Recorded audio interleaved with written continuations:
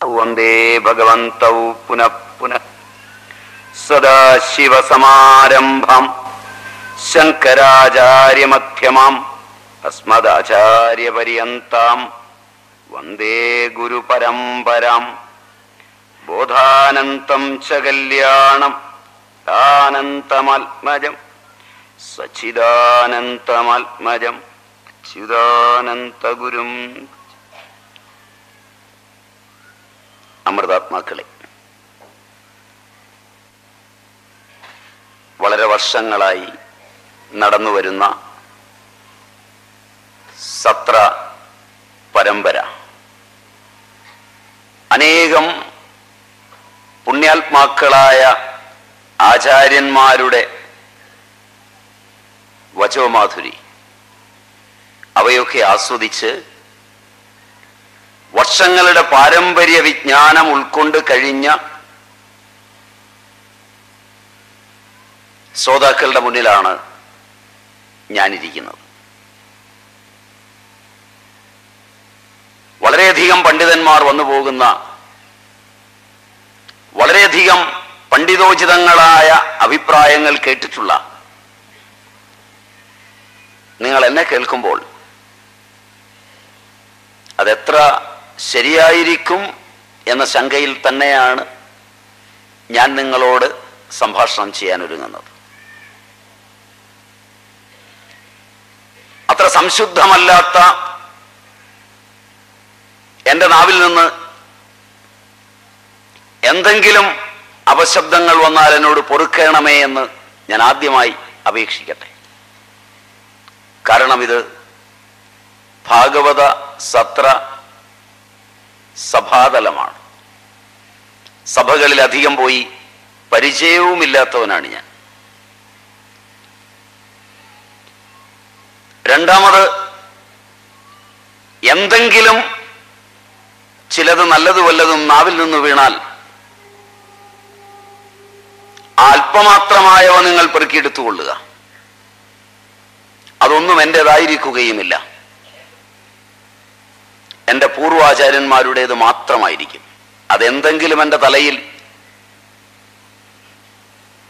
ഉണ്ടാകുമോ എന്ന സംശയത്തിൽ മാത്രമാണ് സാധിഷ്ഠവും ഗരിഷ്ഠവുമായ ഈ കൃത്യത്തിലേക്ക് കടക്കുന്നത്. തെറ്റുകൾ പൊറുക്കണമേ എന്ന അപേക്ഷയോടെ ഞാൻ എൻ്റെ കൃത്യത്തിലേക്ക് കടക്കാം. ഭാഗവതം ദശമസ്കന്ധത്തില് 40-ാം അധ്യായം മുതൽ 44-ാം അധ്യായം വരെ വരുന്ന ചിന്തകളെയാണ് നിങ്ങളുമായി പങ്കുവെക്കുവാൻ എന്നോട് ആവശ്യപ്പെട്ടിട്ടുള്ളത്.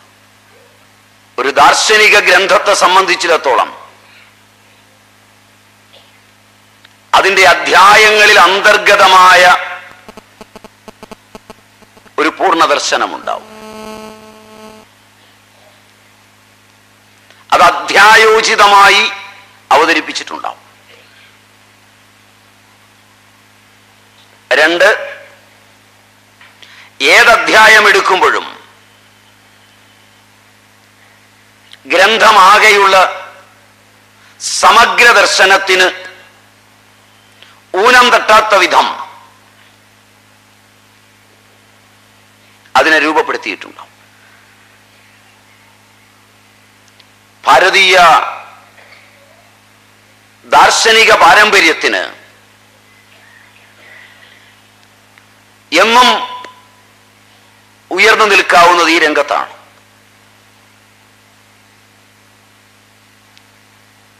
ഒന്ന്, ആദ്യ ഭാഗം എനിക്ക് നിങ്ങളോട് പറയാനുള്ളത് സ്തുതിയാണെങ്കിൽ, രണ്ടാമത്തെ ഭാഗം വധമെന്നാണ് ഞാൻ കേട്ടത്. എന്നെ സംബന്ധിച്ചിടത്തോളം, ഞാൻ എൻ്റെ ആചാര്യന്മാരിൽ നിന്ന് കേട്ടറിഞ്ഞിടത്തോളം, ഹിംസയുടെ അല്പലേശം പോലും ഭാരതീയ വിജ്ഞാന ശാഖയിലില്ല.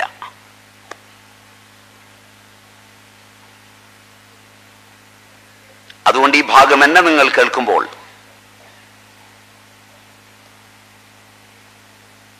വധം ഉൾക്കൊള്ളുന്ന ഭാഗത്തെ നമുക്ക് മനോഹരമായ ഒരു രൂപകമായി കാണാം.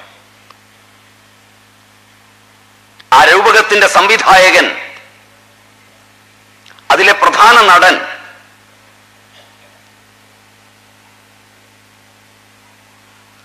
അതിന്റെ രംഗാവിഷ്കാരത്തിന്റെ കർത്താവ് എല്ലാം നാട്യമഹാപ്രഭുവായ നട്ടുവ രാജാവായ ഭഗവാൻ കൃഷ്ണൻ തന്നെയാണ്. അതിലെത്തിയിട്ടുള്ള വില്ലന്മാരും അതിലുള്ള ഉത്തമന്മാരും സഹായികളുമെല്ലാം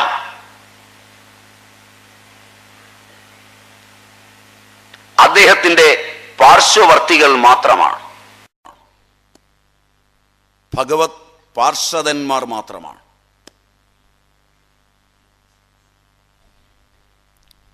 ബ്രഹ്മകാലത്തിന്റെ കണ്ണുചിമ്മുന്ന സമയങ്ങൾ കൊണ്ട്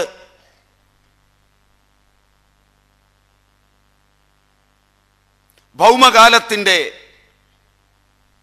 ദീർഘസംവത്സരങ്ങൾ എടുക്കുന്ന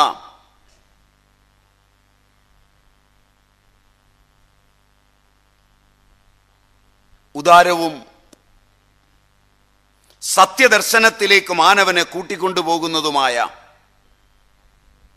ഒരു നാടകം.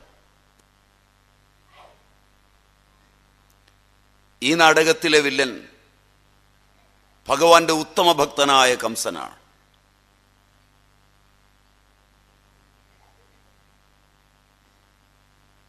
എല്ലാ പുരാണങ്ങളും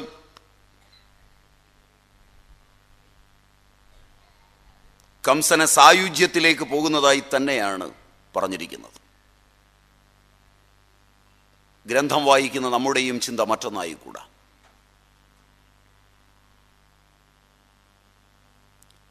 മാത്രമല്ല,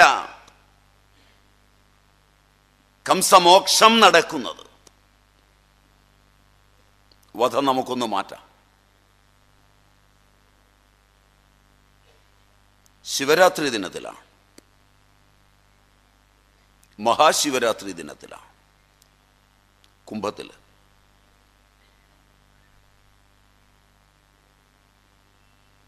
അഭിപ്രായ ഭേദങ്ങൾ നിങ്ങൾക്കുണ്ടാവുകയാണെങ്കിൽ എന്നെ വിളിച്ചറിയിക്കാൻ മടിക്കരുതേ എന്നുകൂടെ പറയട്ടെ. ചതുർദശി ദിനത്തിലാണ്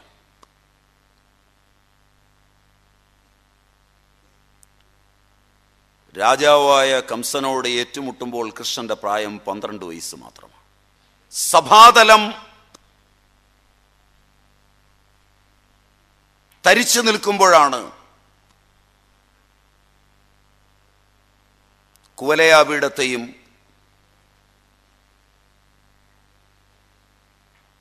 ചാണൂരനെയും, മുഷ്ടികനെ ബലരാമനാണ്, അതുകൊണ്ടാണ് ചാണൂരനെയും എന്ന് പറഞ്ഞത്,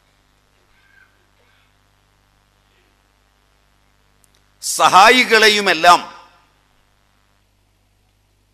മോക്ഷത്തിലേക്ക് പറഞ്ഞയക്കുന്നത്. ഒരധ്യായം ഏതാണ്ട്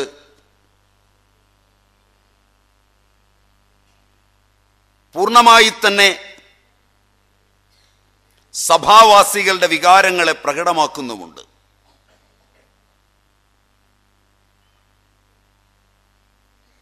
അവിടെ ഒരു അഭിപ്രായവും ഉയർന്നു വന്നിട്ടുണ്ട്.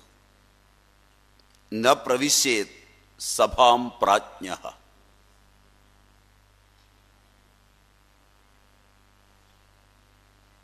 സഭ്യ ദോഷാൻ അനുസ്മരൻ. ഒരു സഭയിലും അറിവുള്ളവൻ പ്രവേശിക്കരുതെന്നാണ്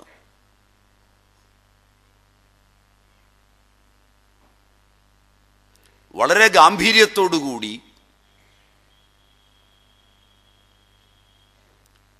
അധ്യായ ദർശനമെന്ന നിലയിൽ നാം ഈ ഭാഗത്തു നിന്ന് കേൾക്കുന്നത്.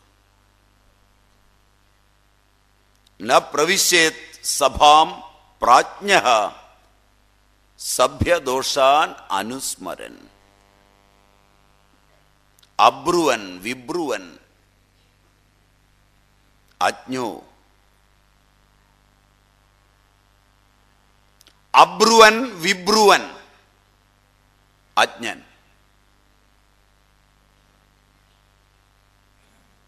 സഭയിൽ പ്രവേശിച്ചാൽ ഉണ്ടാകാവുന്നതാണ്. ഇത് അധ്യായങ്ങളുടെ നിലയെ പറയുമ്പോൾ മഹായുദ്ധമെന്ന് വിശേഷിപ്പിക്കാവുന്ന തൻ്റെ വർണ്ണത്തിൻ്റെയും ആശ്രമത്തിൻ്റെയും ഭേദങ്ങളോട് ജ്ഞാനവിജ്ഞാനങ്ങൾ ഏറ്റുമുട്ടുന്ന യുദ്ധിക്ക് അങ്ങനെയും ഒരു വിൽപ്പത്തിയുണ്ട്. ദർശനത്തിലെ യുദ്ധമൊന്നും പുറത്തല്ല, തന്നിൽ തന്നെയാണ്. ആദിമമായ മൂലപ്രകൃതിയിൽ ആവിർഭവിച്ച്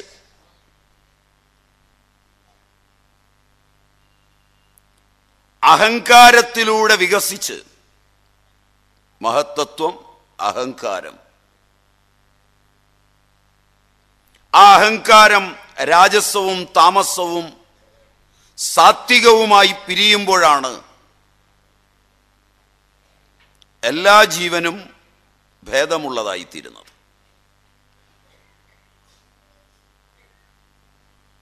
ഭേദമുള്ള കാലത്തോളം ശാന്തിയുമില്ല.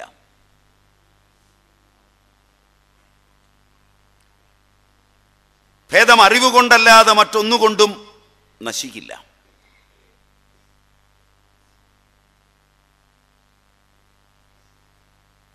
ഭേദബുദ്ധികളെ കൂട്ടുവാനല്ലാതെ ഒരു തരത്തിലുള്ള ലൗകികമായ അറിവും പ്രയോജനപ്പെടുകയുമില്ല.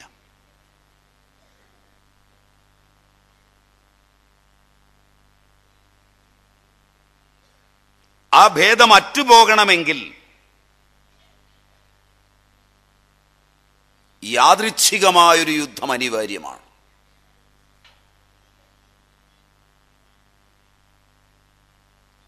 പുണ്യം കൊണ്ട് ലഭിക്കുന്നതും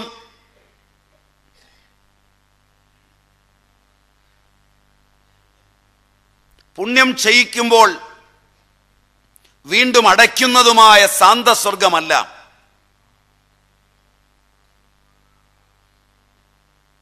പുണ്യപാപങ്ങളില്ലാത്ത അനന്ത സ്വർഗത്തെ തുറക്കുന്ന ശാശ്വതമായ സ്വർഗം തരുന്ന യാദൃച്ഛികമായ ഒരു യുദ്ധം ജീവൻ എന്നെങ്കിലും ചെയ്യേണ്ടി വരും. ഗുണങ്ങൾ ഉളവാക്കിയ തൻ്റെ വർണ്ണത്തോട്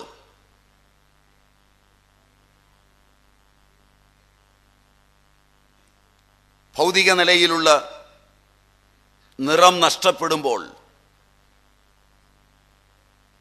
എല്ലാ ദ്വാരങ്ങളിൽ നിന്നും പ്രകാശമുണ്ടാവുകയും സൂക്ഷ്മമായ വർണ്ണം ബോധ്യമാവുകയും ചെയ്യും.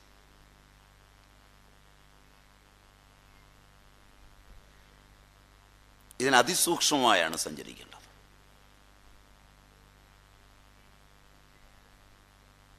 അത്തരമൊരു യുദ്ധത്തിൽ വച്ച്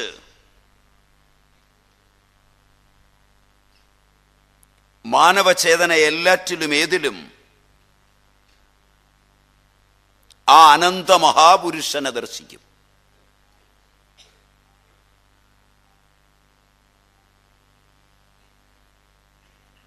ആ അനന്ത മഹാപുരുഷനെ ഹാലാഹലം ഭുജിക്കുന്നിടത്ത് ഭാഗവതത്തിൽ ശിവനോട് ചേർത്ത് വെച്ച് പറഞ്ഞിട്ടുണ്ട്.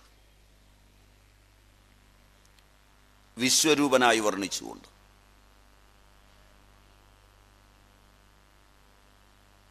അക്രൂരൻ സ്തുതിക്കുന്നത് ആ ഭഗവാനെയാണ്. അഗ്നിമുഖമായിട്ടുള്ള, അഗ്നിർമുഖം തേ, അവനി ഭൂമി പാദങ്ങളായിട്ടുള്ള, സൂര്യൻ ഈക്ഷണമായിട്ടുള്ള,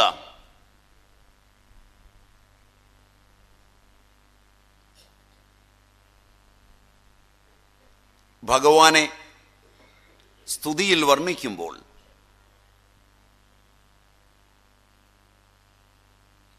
ഏതൊരു അനുവാചകന്റെയും ശ്രദ്ധ ശ്രൗതനിഷ്ഠമായ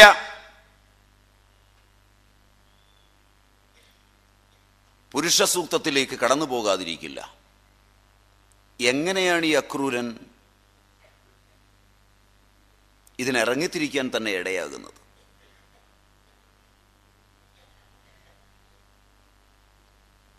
അക്രൂരൻ കംസന്റെ തന്നെ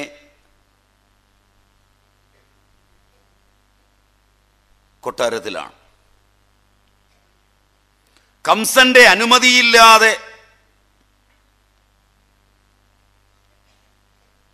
കൃഷ്ണനെ വിളിച്ചുകൊണ്ടുവരുവാൻ അക്രൂരന് പോകാനാകുമോ? അക്രൂരന്റെ ഏതെങ്കിലും സ്വഭാവ സവിശേഷതകൾ കൊണ്ട് അബദ്ധം പറ്റി മാത്രം കംസൻ നിയോഗിച്ചതായിരിക്കുമോ?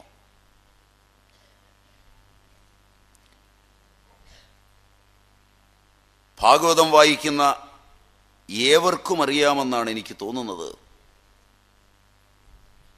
കംസൻ അറിയാവുന്ന ഒരേ ഒരു സത്യം,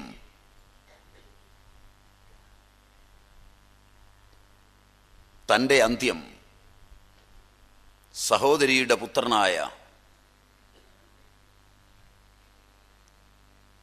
ഭഗവാൻ ചെയ്യുന്ന കൈക്രിയ കൊണ്ട് മാത്രമായിരിക്കുമെന്ന്. വളരെ നേരത്തെ നിശ്ചയിക്കപ്പെട്ടിരിക്കുന്ന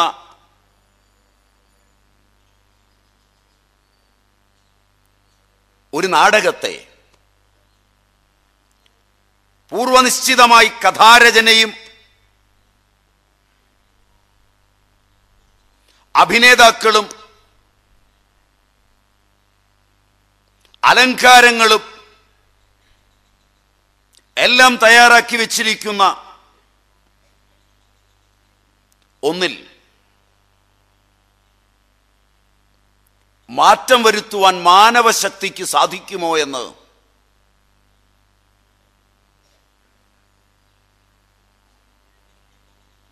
ആരായിരിക്കും പരീക്ഷിക്കുക?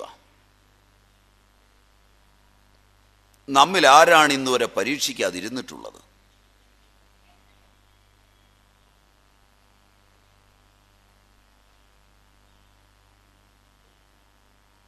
നമ്മുടെ ഓരോ കർമ്മത്തിലും, ഓരോ വാക്കിലും, ഓരോ ചിന്തയിലും വരെ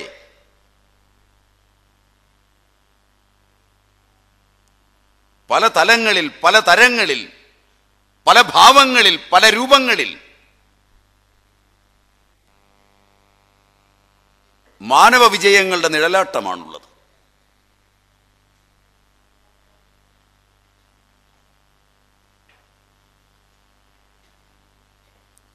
മനുഷ്യ, നീയാണ് നിന്റെ വിധാതാവ്.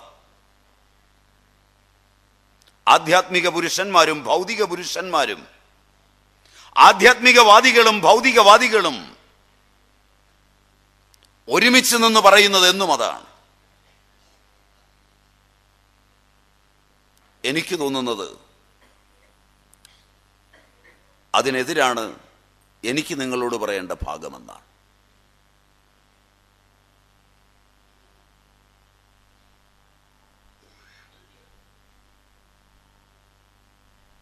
അതുകൊണ്ട് അധ്യായങ്ങൾക്കുപരി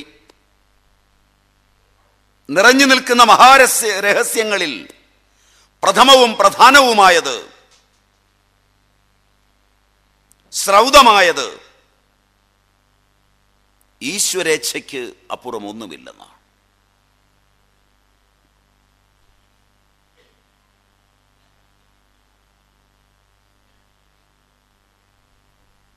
ഈശ്വരേച്ഛയ്ക്ക് അപ്പുറമുണ്ടെന്ന് ഈശ്വരേച്ഛയെ മനസ്സിലാക്കിയിട്ടും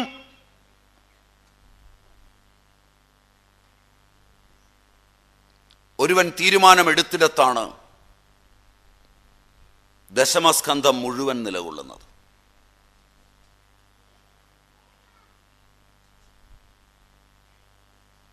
ദശമസ്കന്ധത്തിന്റെ ആവിർഭാവവും അവസാനവും വരെ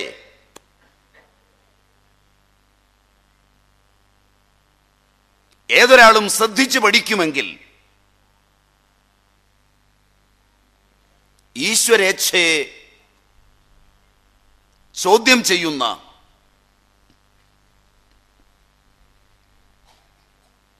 ഒരു മാനവന്റെ കഥയാണ്. ഭാരതീയ ദർശനങ്ങളിൽ പലയിടത്തും ഇത് കാണാം. മഹാഭാരത യുദ്ധക്കളത്തില് രണ്ട് ബ്രഹ്മചാരികൾ ഏറ്റുമുട്ടുന്നുണ്ട്.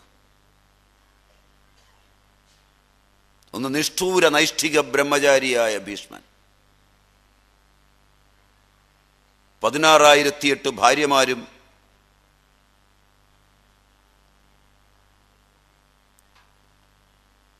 പുത്രന്മാരുമുള്ള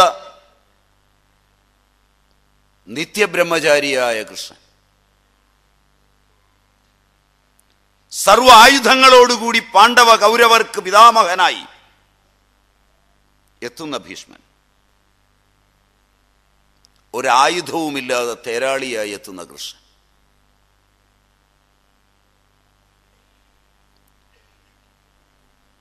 മാനവ തേജസ്സിന്റെയും മാനവ ശക്തിയുടെയും സമൂർത്തമായ രൂപം ഭീഷ്മൻ.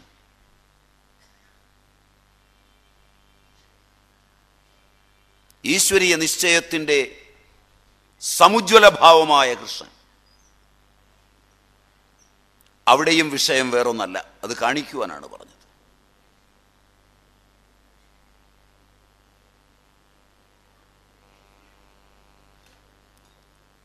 മാനവന് സ്വേച്ഛയുണ്ടോ? സ്വതന്ത്രമായി ചിന്തിക്കുവാൻ എന്നെങ്കിലും ആകുമോ? മാനവന്റെ തീരുമാനങ്ങൾക്ക് ഏതെങ്കിലും കാലഘട്ടത്തിൽ എങ്കിലും ഏതെങ്കിലും ദേശത്തെങ്കിലും പ്രസക്തി ഉണ്ടായിരിക്കുമോ?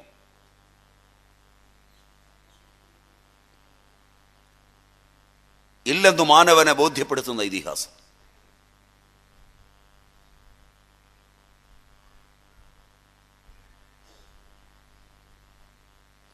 എല്ലാ വഴിക്കും കംസൻ കാണിച്ചതൊന്നും ദുഷ്ടതയല്ല. നിങ്ങളെയും എന്നെയും പ്രതിനിധീകരിച്ച് മാനവ സ്വേച്ഛയ്ക്കപ്പുറം ഈശ്വരനുമില്ലെന്ന് സ്ഥാപിക്കുവാനുള്ള വെമ്പലും നെട്ടോട്ടവും.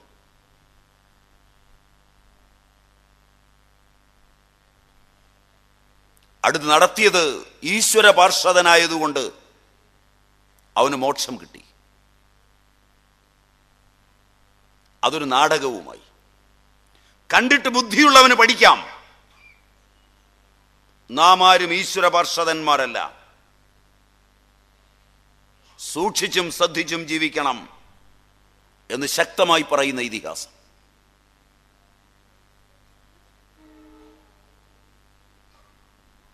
മാനവന്റെ വലിപ്പത്തിന്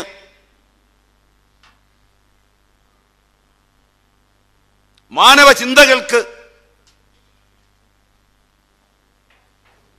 മാനവന്റെ അഹങ്കാരത്തിന് അല്പം പോലും നിലനിൽപ്പില്ലെന്ന് കാലദേശങ്ങളെ എല്ലാം വച്ചുകൊണ്ട് ബോധ്യപ്പെടുത്തുന്ന ഒരു ഇതിഹാസം.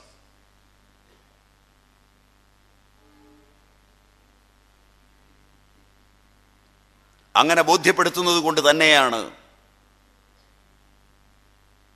കൃത്യമായി അറിഞ്ഞിട്ടും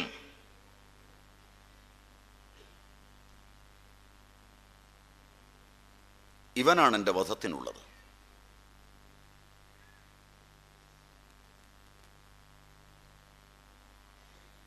അധ്യായത്തിനുള്ളിൽ പറഞ്ഞു തുടങ്ങിയാണ് നമ്മൾ മൊത്തത്തിലേക്ക് പോയത്. അങ്ങോട്ടും ഇങ്ങോട്ടും കയറിപ്പോയാൽ എന്നോട് പൊറുക്കുക. കൃത്യമായി ഒരെണ്ണം പറഞ്ഞ് തീർത്ത് മറ്റൊന്ന് പറയുവാനുള്ള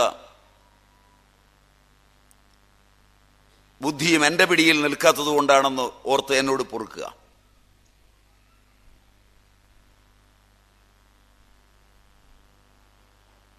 ഞാൻ പറയുന്ന വിഷയവും അതാണല്ലോ. നിങ്ങൾ ഏകാഗ്രതയോടുകൂടി ആദ്യം അധ്യായത്തിനുള്ളിലെ കാര്യം കേൾക്കാൻ ഒരുങ്ങിയിട്ട് അതിൽ തുടങ്ങിയ ഞാൻ അതിൽ നിന്ന് തെല്ലുദൂരം അറിയാതെ വിട്ടുപോയിട്ടുണ്ട്. വിട്ടുപോയി എന്ന് ഓർത്തത് തന്നെ ഒടുവിലാണ്.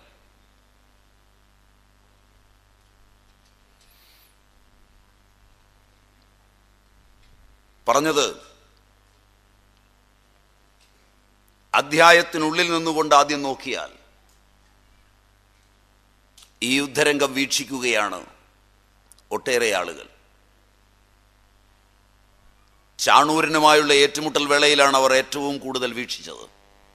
വ്രജത്തിൽ നിന്ന് മധുരയിലേക്ക് കടന്നപ്പോൾ തന്നെ മധുരയുടെ സ്വഭാവമൊക്കെ മാറി മറിഞ്ഞിരുന്നു.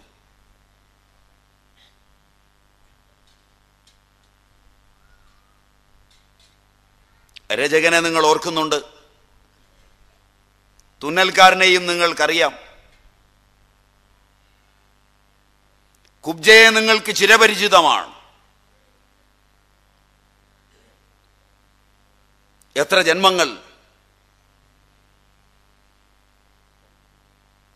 എത്ര അവതാരങ്ങളുടെ കർമ്മങ്ങളിൽ പങ്കാളിയായി വന്നു ഈ കുബ്ജ.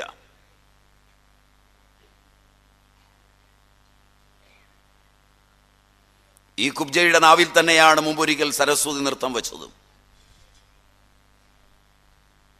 അയോധ്യ മഹാരാജ്യത്ത്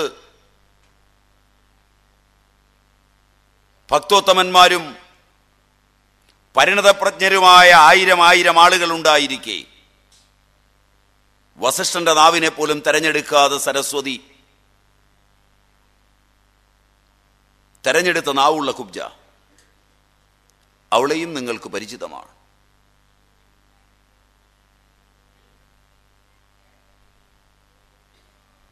അന്നത്തെ നാടകത്തിൽ തന്നിലേൽപ്പിച്ച കർത്തവ്യം അതായിരുന്നു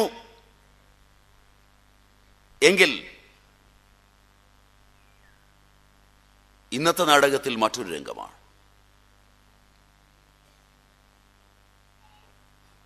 വസ്ത്രങ്ങൾ കൊടുത്തതുമെല്ലാം നിങ്ങൾ കണ്ടതാണ്.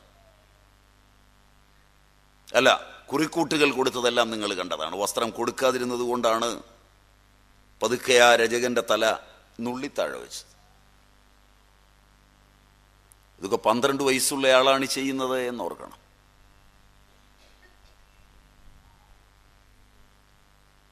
ആളുകളുടെ മനസ്സിലൂടെ എന്തെല്ലാം വികാരങ്ങൾ കടന്നു പോകുമെന്ന് ആലോചിക്കണം. ആ വികാരങ്ങൾ ആ കാണുന്ന ആളുകളെ പരിവർത്തനം ചെയ്യിച്ചിട്ടുണ്ടോ എന്ന് ആലോചിക്കണം. അധ്യായത്തിലെ ആശയങ്ങൾക്ക് അതീതമായി പരിവർത്തനം ചെയ്യിച്ചതെല്ലാം ഗ്രന്ഥത്തിൻ്റെതാണ്. അധ്യായാന്തരത്തിൽ ഒതുങ്ങിയതെല്ലാം അധ്യായത്തിൻ്റെതുമാണ്.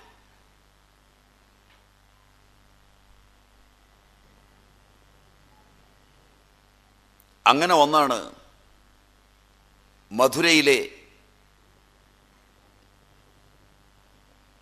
ചാപപൂജയുടെ രംഗവേദിയിലേക്ക് എത്തുന്നത്. ചാപഭഞ്ജനം കഴിഞ്ഞു, ഏറ്റുമുട്ടലുമുണ്ടായി. രാജാവ് അയച്ചവര് എല്ലാം പരാജിതരായി. അവസാനം കുവലയാപീഠവുമായും ഏറ്റുമുട്ടി. ഞാൻ കഥയധികം പറഞ്ഞ് നീട്ടണ്ടെന്ന് വെച്ചാണ് ചുരുങ്ങിയ വാക്കുകളിൽ പറയുന്നത്. കാരണം നിങ്ങൾക്ക് ഓരോരുത്തർക്കും പൂർണ്ണമായി അറിയുന്നതാണ് ഭാഗവതത്തിലെ ഓരോ വാക്കും ഓരോ വരിയും.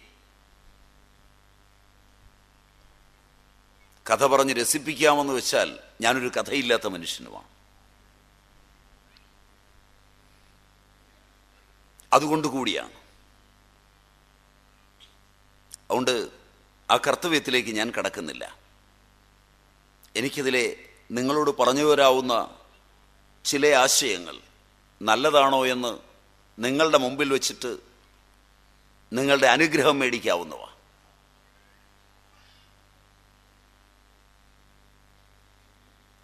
ശാപഭഞ്ജനം കഴിഞ്ഞ് ഏറ്റുമുട്ടേണ്ടവരോടെല്ലാം ഏറ്റുമുട്ടി അവരെയെല്ലാം പരാജിതരാക്കി നിൽക്കുന്ന രാമകൃഷ്ണന്മാർ നേരിടേണ്ടി വന്നത് കുവലയാപീഠത്തെയാണ്. ഭൂമിയുടെ സർവകാലത്തെയും അലങ്കാരമാണത്.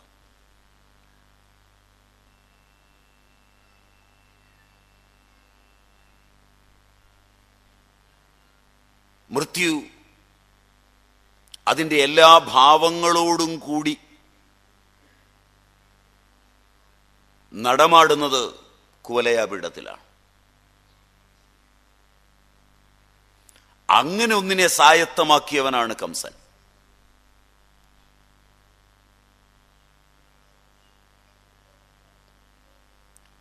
എല്ലാ വലിപ്പവും കംസനിൽ ഏകത്ര ചേരുകയാണ്. അത്തരമൊരു മനുഷ്യന്റെ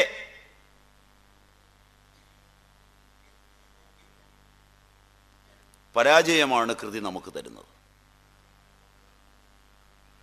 നമ്മെപ്പോലൊരാൾ കർമ്മം ചെയ്ത് പരാജയപ്പെടുന്നു എന്ന് പറഞ്ഞാൽ കാലം ചതിച്ചു എന്ന് പറയാം, ദേശം ചതിച്ചു എന്ന് പറയാം, ദ്രവ്യം ചതിച്ചു എന്ന് പറയാം. ഇതൊക്കെ നമുക്ക് പറയാം. അദൃഷ്ടത്തെയും കുറ്റം പറയാം. കാരണം കർമ്മത്തിന് 5 ഘടകങ്ങളാണ് യോജിക്കേണ്ടത്. അധിഷ്ഠാനം, കർത്താവ്, കരണം, ചേഷ്ട, ദൈവം.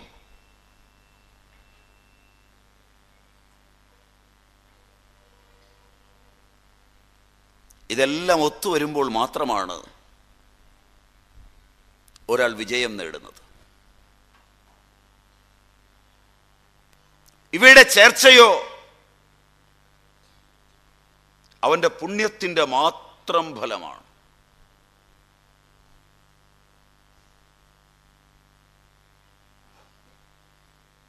അജയ്യ ബലവാന്മാരായ ഭഗീരഥൻ, രഘു, ശ്രീരാമൻ, ഭീഷ്മൻ അത്യന്തം തപസ്വികളായ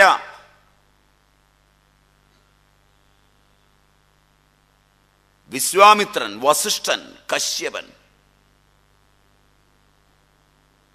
ആദ്യന്തം പതിവ്രതകളായ മദാലസ, ദ്രുപദജ, സീത, അനസൂയ. കാലമൊന്ന് വിചാരിച്ചേ ഉള്ളൂ. സർവേ കാലകരാള വക്ത്ര ചണക വ്യാപാര സാരംഗത.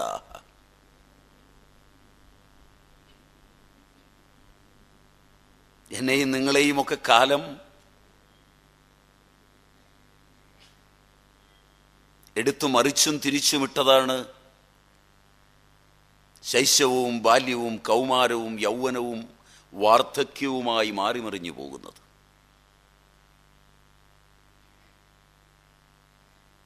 ഒന്നും ചെയ്യാനാവാതെ നിൽക്കാനേ ശാസ്ത്രത്തിനും ശാസ്ത്രജ്ഞനും മനുഷ്യനും പറ്റൂ. എത്ര ദിഗന്തങ്ങളെ നടുക്കുന്ന ശാസ്ത്രങ്ങൾ എത്ര ആവർത്തനത്തിൽ യുഗപത് സംഭവങ്ങളായി പരിണമിച്ചാലും കാലത്തെപ്പോലും അതിക്രമിക്കുവാൻ മാനവനാവില്ല.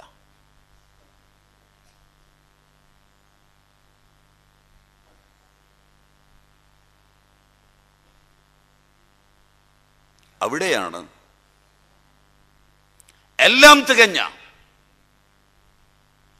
കാലദേശങ്ങളെ തൻ്റെ ചൊൽപ്പടിയിൽ നിർത്താൻ കഴിയുമെന്ന് കരുതുന്ന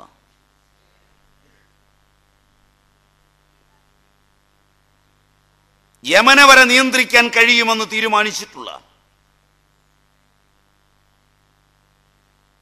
കൊല്ലുവാനല്ലാതെ കൊല്ലപ്പെടുവാൻ യോഗ്യനല്ലെന്ന് ബോധ്യപ്പെടുത്തിയിട്ടുള്ള കംസൻ മുമ്പിലേക്ക് നിർത്തിയ കുവലയാപീഠം നിസ്സാരമായി തകരുന്നത്.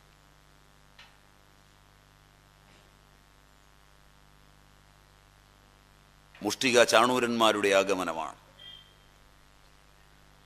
ചാണൂരനുമായി ഏറ്റുമുട്ടുമ്പോഴാണ് മധുര തിളയ്ക്കുന്നത്. സഭാമര്യാദകളെല്ലാം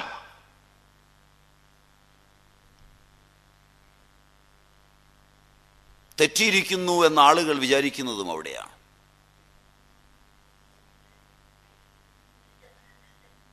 ഈ അധ്യായം നമുക്ക് തരുന്ന സുഭാഷിതങ്ങളിൽ ഒന്നാമത്തതും അതാണ്. സഭകളിൽ പോകുമ്പോൾ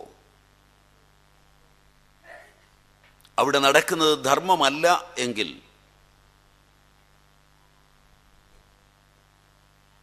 പറയാമോ, പറയാൻ വയ്യയോ എന്ന് ധർമ്മിഷ്ഠർക്ക് സംശയം തോന്നും.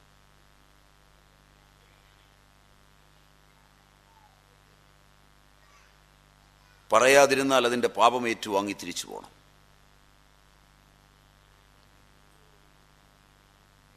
പറഞ്ഞാലോ സഭാമര്യാദ പാലിക്കാത്തതിൻ്റെ പാപം ഏറ്റുവാങ്ങി തിരിച്ചു പോകണം.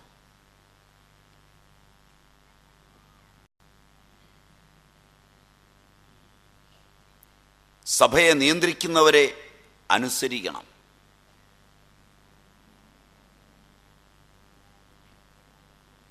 ഇങ്ങനെയുള്ളതൊക്കെ സഭയിലുണ്ട്, ജനനത്തിലുമുണ്ട്. മാതാവ് പൂർവരൂപവും പിതാവ് ഉത്തരരൂപവുമാണ്. മാതാവും പിതാവും ആചാര്യനും ഈശ്വരനാണ്. മാതാവിനെ അനുസരിക്കണം, പിതാവിനെ അനുസരിക്കണം, ആചാര്യനെ അനുസരിക്കണം. ശ്രുതിയാണ്.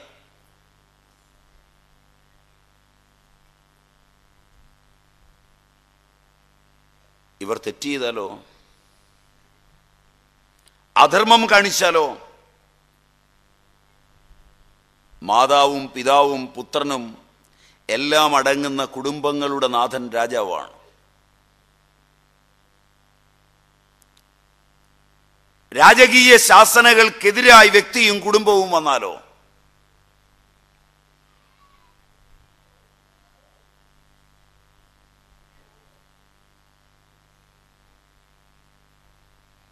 എന്തു ചെയ്യണം? അച്ഛനമ്മമാരെയും കുടുംബത്തെയും വിട്ട് ധാർമ്മികമായ രാജശാസനത്തിന് അംഗീകാരം നൽകണമോ? മാതാവും പിതാവുമല്ല, രാജാവ് വഴിതെറ്റിയാലോ? രാജകീയ നിയമങ്ങൾ, സ്മൃതികൾ അവ തെറ്റിയാൽ എന്തു ചെയ്യും?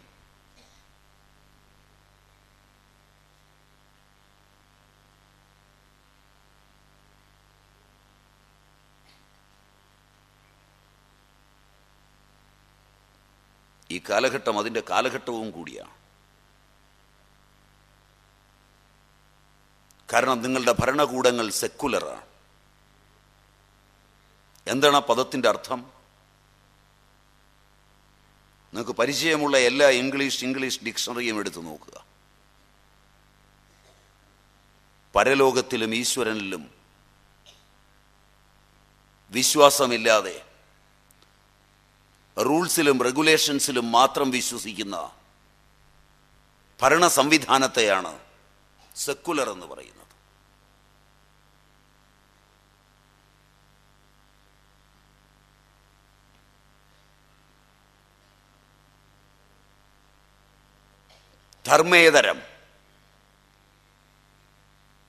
ധർമ്മേതരമായാൽ എന്തു ചെയ്യണം?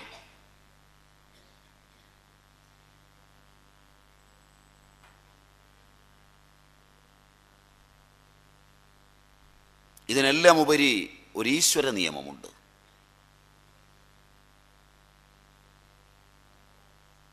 ഏത് ഈശ്വരൻ? ശബളനായ ഈശ്വരൻ. ഭാരതീയ ദർശനം ഈശ്വരനെ രണ്ടായി കാണുന്നു. ഒന്ന് കേവലൻ, രണ്ട് ശബളൻ. കർത്തും അകർത്തും അന്യഥാ കർത്തും സമർത്ഥ ഈശ്വര.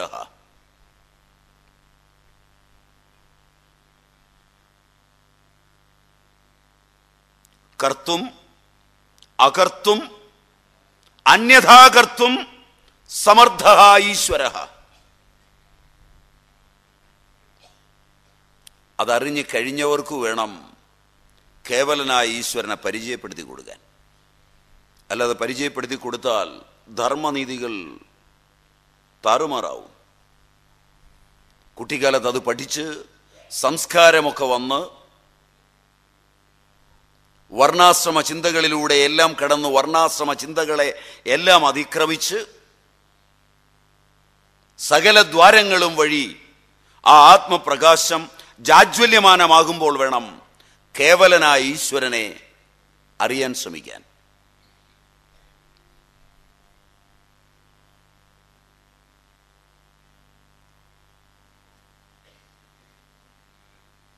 കർത്തും അകർത്തും അന്യഥാ കർത്തും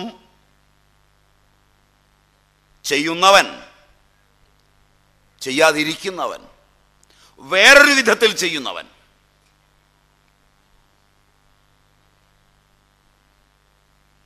കാളിദാസൻ ഇത് എഴുതിയിട്ടുണ്ട്. സുതം പദന്തം എന്ന് തുടങ്ങുന്ന ശ്ലോകത്തിൽ, ശ്ലോകം പറഞ്ഞ് നേരം കളയുന്നില്ല. ഭർത്താവ് യാഗം ചെയ്തുകൊണ്ടിരിക്കുക, യാഗാഗ്നിയിലേക്ക് ഓരോന്നിട്ടുകൊണ്ടിരിക്കുക. പെട്ടെന്നാണ് ഒരു നെഞ്ചിന് വേദന വന്നത്. മറിഞ്ഞു വീണു. ഭാര്യ ഓടിച്ചെന്ന് ഭർത്താവിനെ എടുത്ത് മടിയിൽ വെച്ചിരിക്കുകയാണ്. നെഞ്ചു തിരുമ്മി കൊടുക്കുക. കുട്ടി എഴഞ്ഞു നീങ്ങി അഗ്നിയിലേക്ക് വീഴാൻ പോവുക.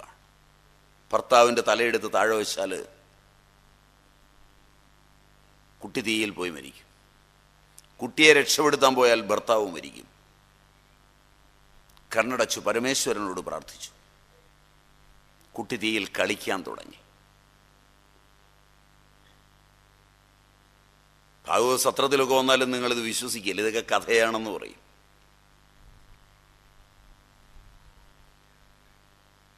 ഈശ്വരനെയൊക്കെ വിശ്വസിക്കാം ഒരതിര് വരെ. അതിരേതാ?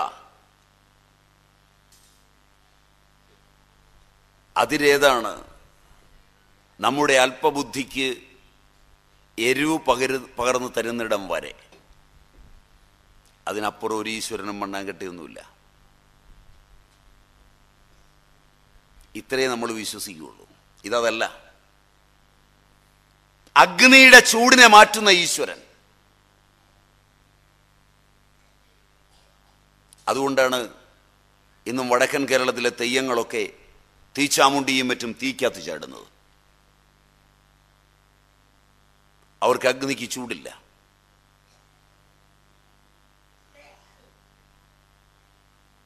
അഗ്നിക്ക് ചൂടാണ്. അതിൻ്റെ ചൂടില്ലാതാക്കുക. അന്യഥാ കർത്തും.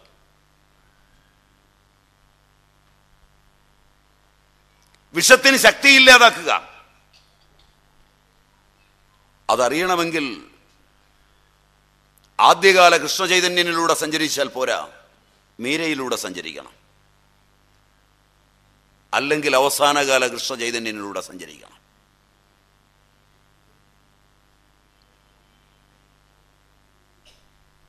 അങ്ങനെയുള്ള ഒരു ഈശ്വര സങ്കല്പത്തെയാണ് ഭാഗവതകാരൻ അവതരിപ്പിക്കുന്നത്. ആദ്യന്തം.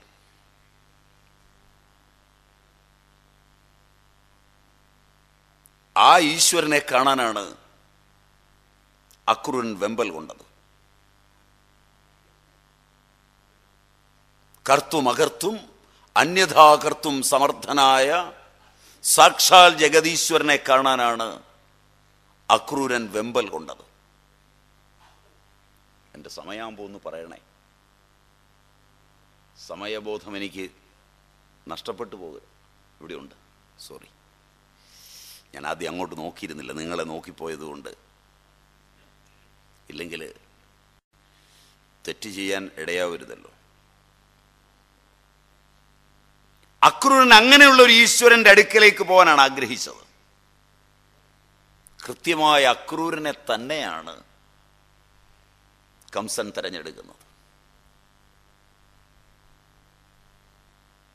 അക്രൂരൻ അവിടെ ചെന്നപ്പോൾ തന്നെ അക്രൂരനറിയാം, ഈ കുഞ്ഞിൻ്റെ നാഭിപത്മത്തിൽ നിന്നുള്ള താമരയിലാണ് ബ്രഹ്മാവ് വിശ്രമിക്കുന്നത്. അതിന് തെല്ലും സംശയമില്ല.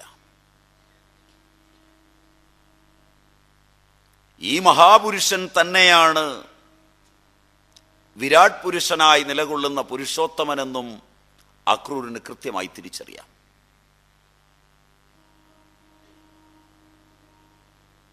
മീനായതും ആമയായതും സൂകരമായതും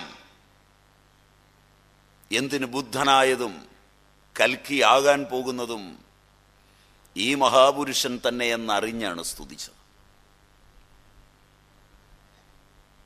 ആ സ്തുതിയുടെ ഓരോ അംശത്തിലും വിരാട് വിശ്വരൂപമാണ് അക്രൂരൻ ദർശിക്കുന്നത്. അതുകൊണ്ട് തന്നെയാണ് വ്രജത്തിൽ നിന്ന് ചലിക്കുവാൻ കണ്ണന് പറ്റിയത്.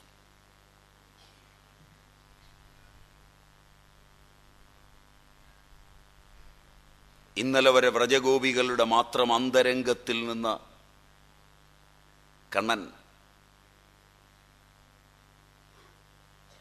ഇന്ന് വ്രജഗോപികൾ അറിയും വിധം നഖലു ഗോപിക നന്ദനോ ഭവാൻ, അഖിലദേഹിനാം അന്തരാത്മദൃക്,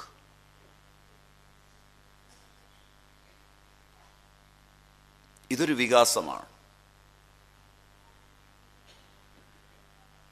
ശബളരൂപനായ ഈശ്വരന്റെ ശബളത അങ്കുഷ്ടമാത്രമായി ഹൃദയാരവിന്ദത്തിൽ നിന്ന് വിശാല വിശ്വത്തിലെ സകല ചരാചരങ്ങളും ചേർന്ന സമുദായ പുരുഷനായി വികസിക്കുക. ഈ വികസിച്ചു കാണുന്ന ഒരു വ്രതമുണ്ട്.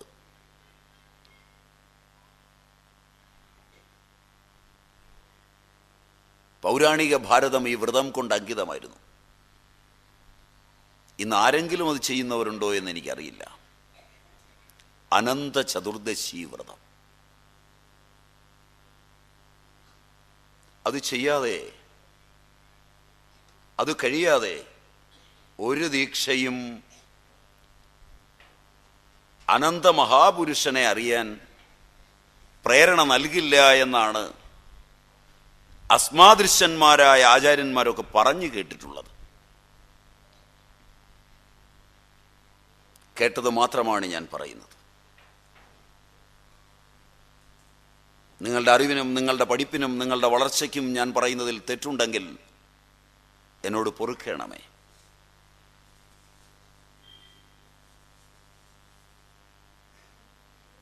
ജഗദീശ ഉത്സംഗത്തിലേക്ക്, ഈശ്വരാനുസന്ധാനത്തിലേക്ക് അല്പമെങ്കിലും മാനവചേതന വികസിക്കണമെങ്കിൽ തന്നെ പൃഥക്കരിക്കാൻ പഠിക്കണം. തന്റെ ജാഗ്രത് സ്വപ്ന സുഷുപ്തികളെ പൃഥക്കരിക്കുവാനും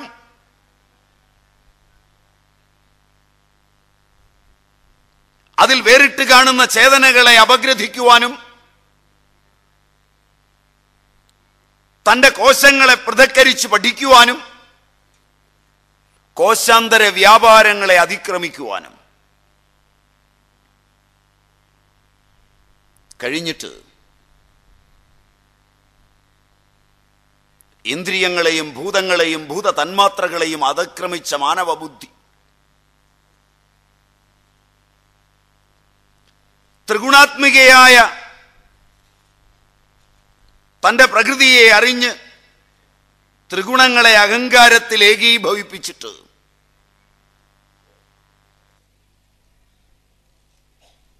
അതുവരെയുള്ള വികൃതികൾ മുഴുവൻ പ്രകൃതി വികൃതിയായ അഹങ്കാരത്തിലും മഹത്തത്വത്തിലും പ്രകൃതി മാത്രമായ ഭഗവന്മായ മാത്രമായ മൂലപ്രകൃതിയിലും ചെന്ന് ലയിച്ചു നിൽക്കുമ്പോൾ ഹസിതക്ഷണങ്ങളോടുകൂടി ആ മഹാപുരുഷൻ സ്വീകരിക്കുന്ന ഒരു സമയമുണ്ട്. കംസനുമായി കൃഷ്ണൻ ഏറ്റുമുട്ടിയത് ആയുധങ്ങളോടുകൂടിയല്ല. അതുകൊണ്ടൊരു സാധാരണ യുദ്ധമല്ലത്. കംസൻ ഈ യുദ്ധം തുടങ്ങിയത് കൃഷ്ണൻ വന്നതിനു ശേഷവുമല്ല.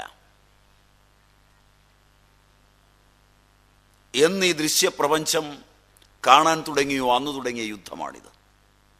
ഞാനും നിങ്ങളും ഈ യുദ്ധക്കളത്തിലാണ്.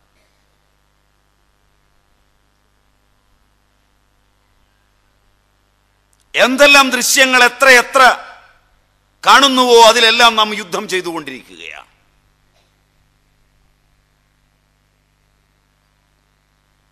ഇന്ദ്രിയജനിത അനുഭവ ഉൽപ്പന്നങ്ങളായ വാസനകൾ, ഇന്ദ്രിയജനിത അനുഭവോൽപ്പന്നമായ ജാഗ്രത്തിൽ വിഷയമല്ലാതെ നമുക്ക് വേറെ ഒന്നുമില്ല. ശാസ്ത്രദർശനങ്ങൾ വരെ വിഷയീകരിച്ച് മനസ്സിലാക്കാനല്ലാതെ നമുക്കാവില്ല. ഇന്ദ്രിയജനിത അനുഭവങ്ങളുടെ ജാഗ്രത്, മഹാജാഗ്രത്, ബീജജാഗ്രത്, ജാഗ്രത് സ്വപ്നം, ഇതെല്ലാം ജാഗ്രത്.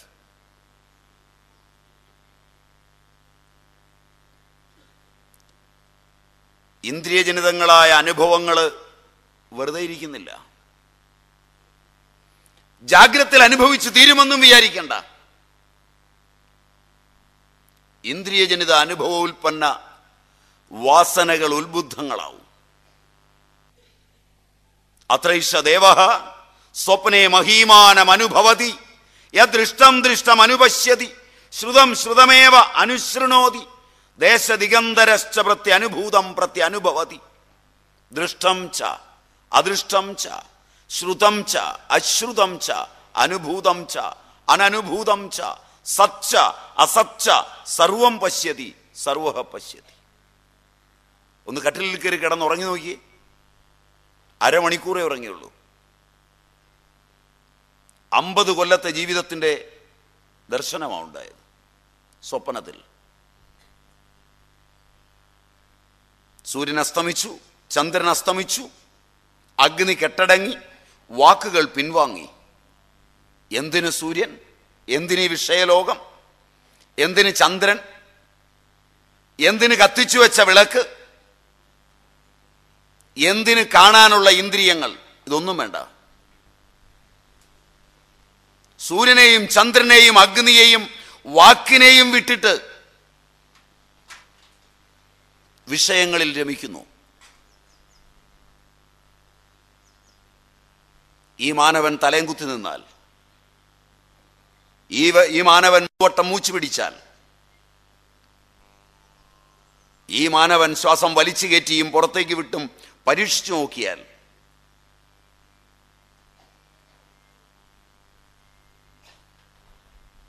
ഇന്ദ്രിയജനിത അനുഭവോൽപ്പന്ന വാസന ഉത്ബുദ്ധ സ്വപ്നം, സ്വപ്ന ശരീരത്തോടുള്ള താതാത്മ്യം,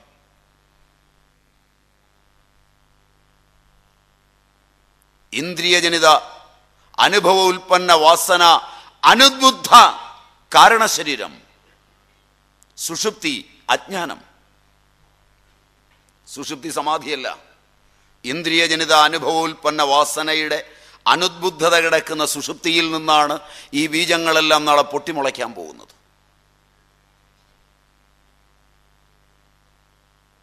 ജാഗ്രത് സ്വപ്ന സുഷുപ്തികളുടെ ലോകങ്ങളിൽ വിരാജിച്ചു നിൽക്കുന്നൊരു കംസൻ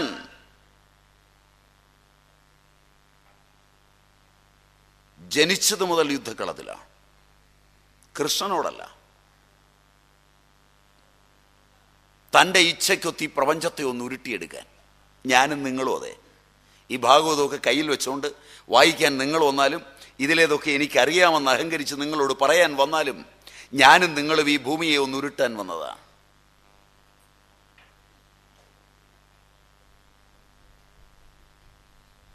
വിധിയുടെ സഹായം അവലംബിച്ച് താറുമാറായി ഈ പ്രപഞ്ചഘടത്തെ ഒന്ന് പുനർനിർണയിക്കാൻ ഒമർ ഖയാമിൻ്റെ മാതിരി.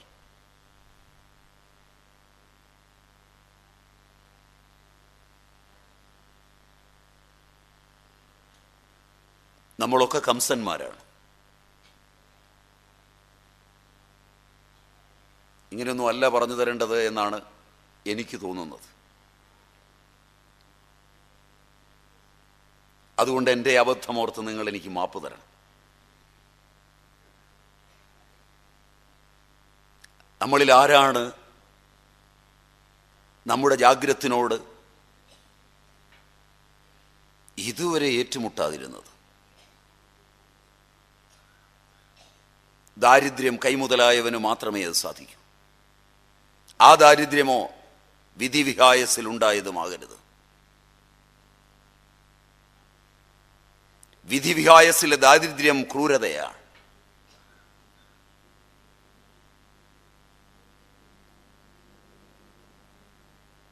സ്വയം നിർമ്മിതമായൊരു ദാരിദ്ര്യം.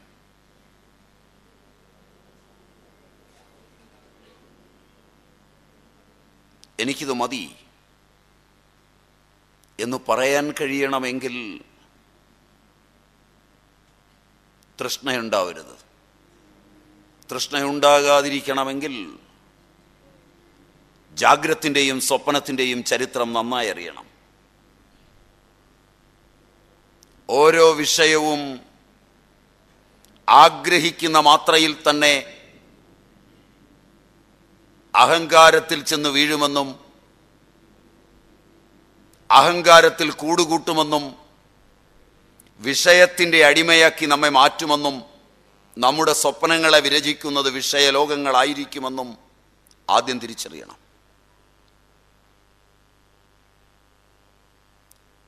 അനേക ജന്മങ്ങൾക്കുള്ള വിഷയങ്ങൾ ഇതിനകം സമ്പാദിച്ചു കഴിഞ്ഞിട്ടുണ്ട്.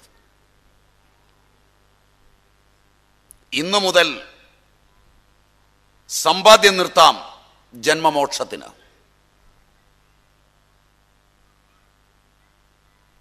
മതി, വേണ്ട എന്നല്ല. വേണ്ട എന്നത് പ്രതികാരദാഹിയുടേതാണ്. മതി. ഈ പ്രപഞ്ചം തൃപ്തി വന്നിരിക്കുന്നു.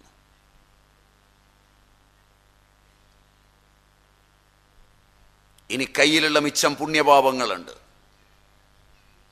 അതിലിത് തന്നെ കറങ്ങും. പുണ്യം സേവിക്കുന്നവർക്കും പാപം നിന്ദിക്കുന്നവർക്കും അനായാസം എടുത്തുകൊണ്ടുപോകാവുന്ന വിധത്തിൽ സ്വച്ഛന്തവും സ്വയം നിർമ്മിതവുമായൊരു ദാരിദ്ര്യത്തിലേക്ക്.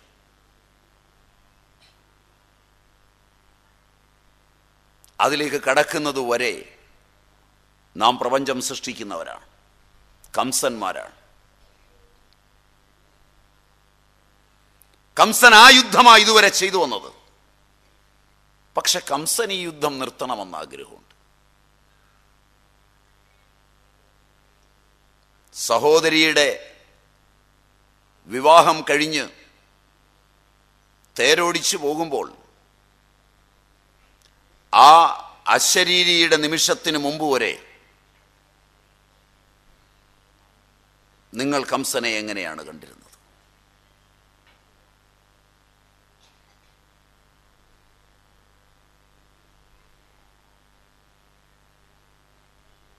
എവിടെയാണ് കംസൻ മാറിമറിഞ്ഞത് ഈ നാടകത്തിൽ? നിങ്ങളോടും എന്നോടും വന്ന് ഭക്തദാസനും ഭക്തപരായണനും ആയ ഭഗവാൻ,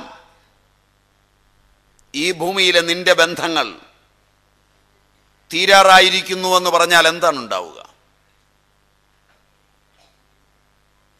മക്കൾക്ക് വേണ്ടി പ്രാർത്ഥിക്കാൻ, മരുമക്കൾക്ക് വേണ്ടി പ്രാർത്ഥിക്കാൻ, മക്കൾക്ക് കുട്ടികൾക്ക് വേണ്ടി, തനിക്ക് കുട്ടിക്ക് വേണ്ടി, ഈ പ്രപഞ്ചം വിരചിക്കുന്ന ഐതിഹാസികങ്ങളായ കർമ്മങ്ങൾക്ക് വേണ്ടി ക്ഷേത്രങ്ങളും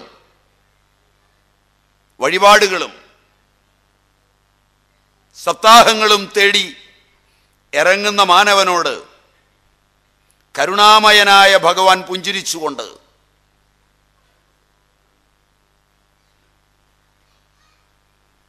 നിന്റെ പണി തീരാൻ പോകുന്നു,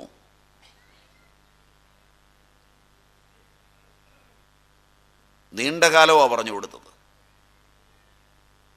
ഭാഗവതം ആർക്കു പറഞ്ഞു കൊടുക്കുന്നുവോ ആ പരീക്ഷത്തിന് 7 ദിവസമാണ്, കംസന് സംവത്സരങ്ങളും.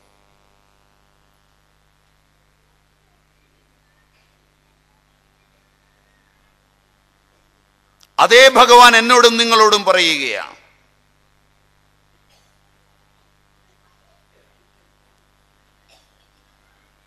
പണ്ടൊരമ്മ പതിവായിട്ട് പ്രാർത്ഥിക്കും സന്ധ്യയാവുമ്പം, പിള്ളേരുമായിട്ട് വഴക്കുണ്ടാക്കിയിട്ട്. ഭഗവാനെ ഭഗവാനെന്ന് വിളിക്കില്ല അമ്മ, നല്ല ഭക്തിയുള്ളത് കൊണ്ട് ഭയവാനെന്നേ വിളിക്കുകയുള്ളൂ. എൻ്റെ ഭയവാനെ, ഇവരുടെ കൂടെ ഇരുന്ന് മടുത്തു, എന്നെ അങ്ങ് വിളിക്കണമേ. എന്നും കേട്ടപ്പോൾ മൂത്ത മകൻ ചെന്നൊരു സ്വാമിയോട് പറഞ്ഞു, അമ്മ ഇങ്ങനെ നിത്യപ്രാർത്ഥനയിലാണ്. സ്വാമി പറഞ്ഞു, കുഴപ്പമില്ല, ഞാൻ പണിയുണ്ടാക്കിത്തരാം. സ്വാമി വൈകുന്നേരം തട്ടുംപുറത്ത് കയറിയിരുന്നു. അമ്മ സന്ധ്യയ്ക്ക് പ്രാർത്ഥിച്ചപ്പോൾ ഭഗവാൻ അമ്മയുടെ പ്രാർത്ഥന കേട്ടു. കല്യാണിക്കുട്ടി അമ്മേ, പ്രാർത്ഥന നാം കേട്ടിരിക്കുന്നു. നാളത്തെ നിന്റെ അത്താഴം എൻ്റെ കൂടെ ആയിരിക്കുന്നതാണ്. എൻ്റെ പൊന്നു ഭഗവാനെ അറിയാതെ പറഞ്ഞതാണേ, ഒരു കുറേ കാലം എൻ്റെ പിള്ളേരുടെ കൂടെ ഇരുന്നിട്ട് ഞാനങ്ങ് വന്നേക്കാവേ.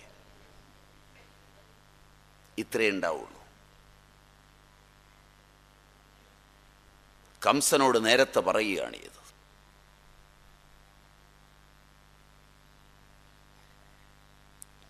ഓരോ അളവിലും അന്നു മുതൽ പരീക്ഷനായ പരീക്ഷിത്തിനേക്കാൾ പരീക്ഷനായ കംസൻ ജീവിതവും പ്രപഞ്ചവും ആസ്വദിക്കുകയായിരുന്നില്ല.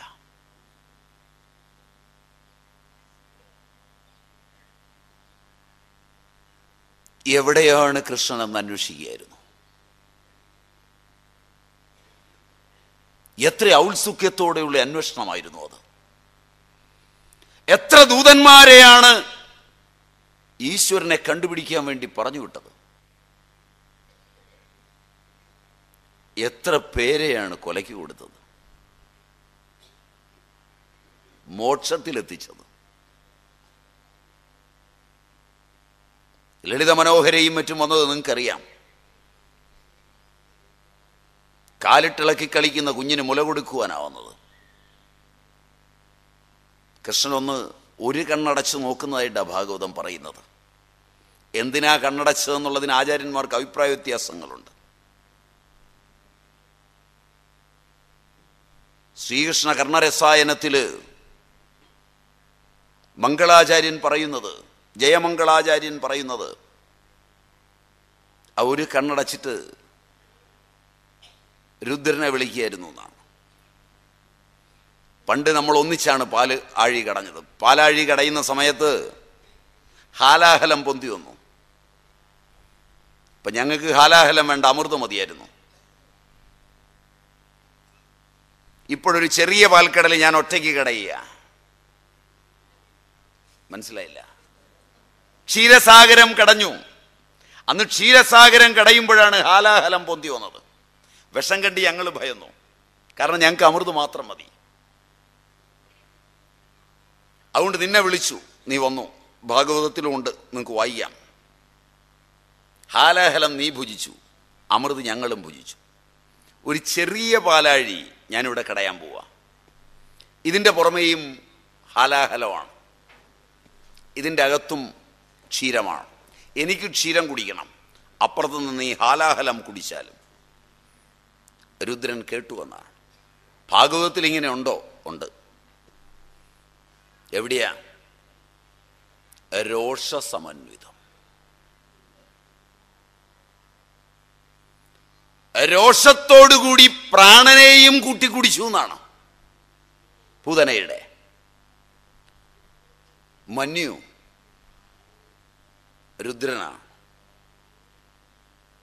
മന്യു ഭഗവാൻ കൃഷ്ണൻ്റെതല്ല. രണ്ടുപേരും അപ്പുറത്തും ഇപ്പുറത്തും ഇരുന്ന് കുടിക്കുകയായിരുന്നു. ജീവൻ കാർന്നോരും അടിച്ചുകൊണ്ടുപോയി. അമൃത് ഭഗവാനും കുടിച്ചു എന്ന് പറയാം. ഇതുപോലെ തന്നെയാണ് കംസനോടും ഏറ്റുമുട്ടിയത്. വിഷയങ്ങളിൽ ഭ്രമിച്ച കംസൻ അശരീരിയുടെ നാൾ മുതൽ ഇന്നുവരെ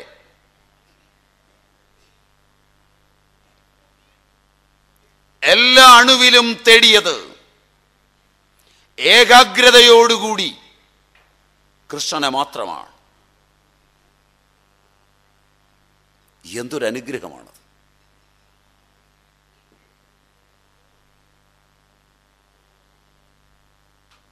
തൻ്റെ മനസ്സ് നിറയെ,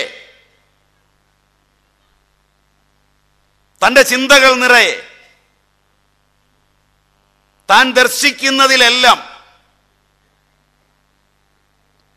കേൾക്കുന്ന എല്ലാ ശബ്ദങ്ങളിലും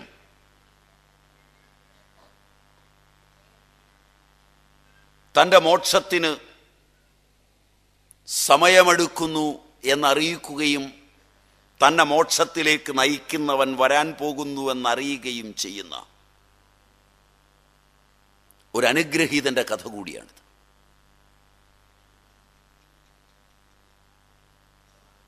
വിഷ്ണു പാർഷദനായ കംസന്റെ ഇതിവൃത്തത്തിലൂടെ ഭാഗവതകാരൻ നമ്മോട് പറയുന്നത് എൻ്റെയും നിങ്ങളുടെയും അന്ത്യമെടുത്തിരിക്കുന്നുവെന്ന്. സുഖമായി ജീവിക്കാമെന്നൊന്നും കരുതണ്ട. വിഷയങ്ങളൊന്നും സുഖം തരില്ല.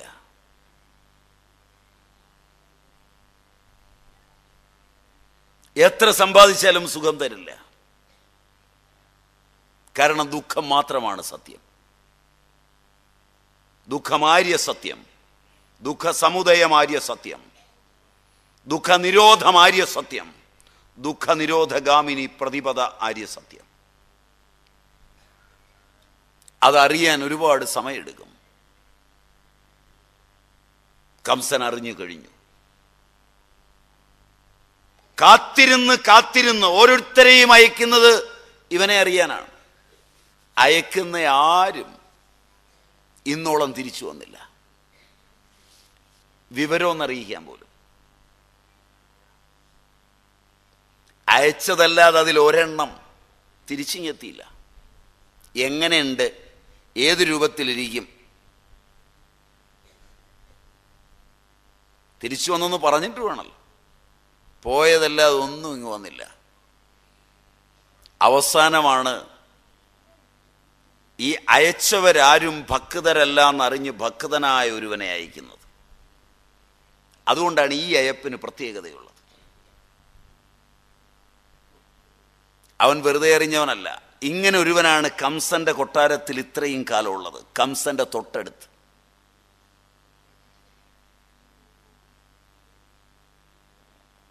ഇവന് ചോറും പാലും കൊടുത്ത് ഇവനെ വളർത്തിയതും കംസൻ തന്നെയാണ്. മൃഷ്ടാന്നം കംസന്റെ ഊട്ടുണ്ടിട്ട് അവന്റെ മനസ്സ് എന്തേ മാറിയില്ല.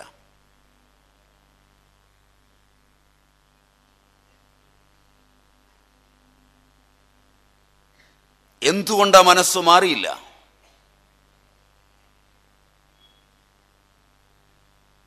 കണ്ണൻ കളിച്ച മണ്ണിൽ കിടന്നുരുളുക.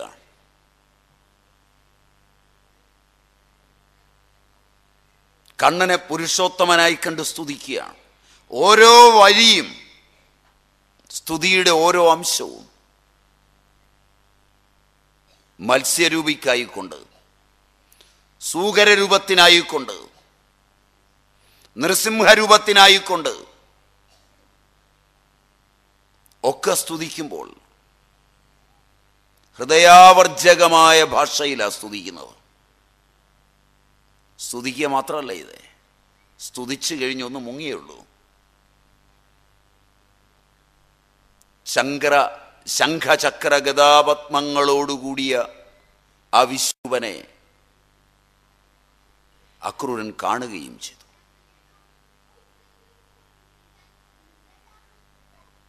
ഭഗവാനെ കാണാൻ ഒരു ചക്ഷുസ് വേറെ വേണമെന്നാണ് യോഗികൾ പറയുക. അർജുനൻ കണ്ടു 11-ാം അധ്യായത്തിൽ.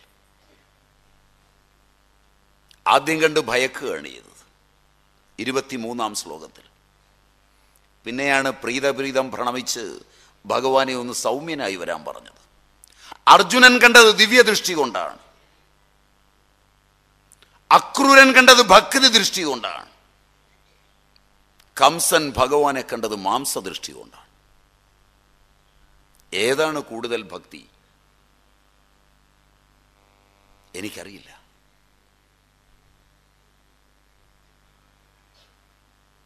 എനിക്ക് നിങ്ങളോട് പറയാൻ അറിയില്ല.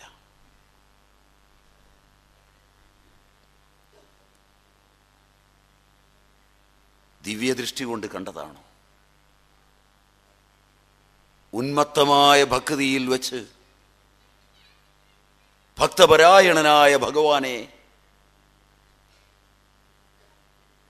ഭക്തി കൊണ്ട് കണ്ടതാണ്.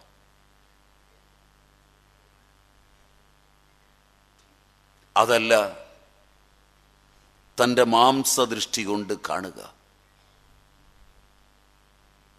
ആ കരങ്ങൾ കൊണ്ട് തൻ്റെ ഈ ലൗകിക ജീവിതം മുഴുവൻ അവസാനിപ്പിക്കുക, ആ പാദങ്ങളിൽ ശരണാഗതനാവുക, അവിടെ സായുജ്യമടയുക.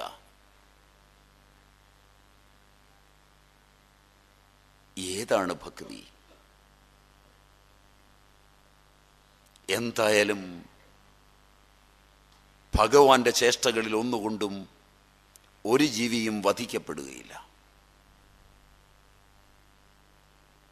കാരണം ആ കൺകോണുകളിലെ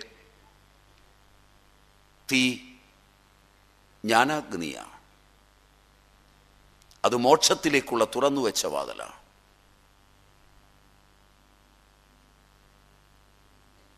ആ കടാക്ഷവും ആ ഹാസവും ഉന്മാദകരീച്ഛമായ ഹൃദയാവർജകമാണ്. ആ ഭക്തോത്തമനായ ശ്രീകൃഷ്ണന്റെ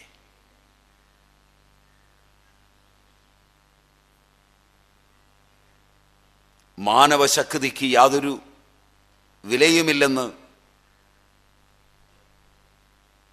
തൻ്റെ ജീവിത ദർശനം കൊണ്ട് നമ്മെ ബോധ്യപ്പെടുത്തിയ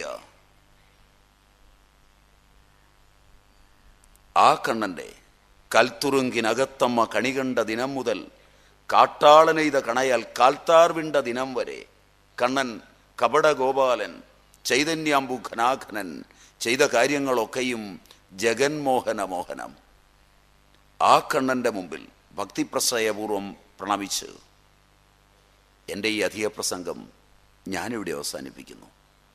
അറിഞ്ഞോ അറിയാതെയോ ഞാൻ എന്തെങ്കിലും തെറ്റ് നിങ്ങളോട് പറഞ്ഞിട്ടുണ്ടെങ്കിൽ എന്നോട് പൊറുക്കണമേ എന്ന് അപേക്ഷിച്ചുകൊണ്ട്, നല്ലത് വല്ലതും നിങ്ങൾ കേട്ടുവെങ്കിൽ അതിലൊരു വാക്കും എൻ്റെയല്ല, എൻ്റെ പൂർവാചാര്യന്മാരുടെ, എൻ്റെ അച്ഛനമ്മമാരുടെ, അവരുടെ അഗൈതവമായ എന്നോടുള്ള അനുഗ്രഹത്തിൻ്റെ മാത്രം ഭാഗമാണെന്ന് നിങ്ങളെ ഓർമ്മിപ്പിച്ചുകൊണ്ട്, നിങ്ങളുടെ നമസ്കാരങ്ങൾ അവരുടെ കാൽപാദങ്ങളിലായിരിക്കട്ടെ.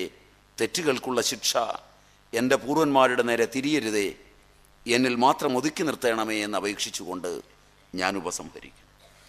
മൂകം കരോതി വാചാലം പങ്കും ലംഘയതേ ഗിരിം യത്കൃപാതമഹം വന്ദേ പരമാനന്ദമാധവം. വിപദോ നൈവ വിപദ സമ്പദോ നൈവ സമ്പദ വിപത് വിസ്മരണം വിഷ്ണു സമ്പത് നാരായണ സ്മൃതി.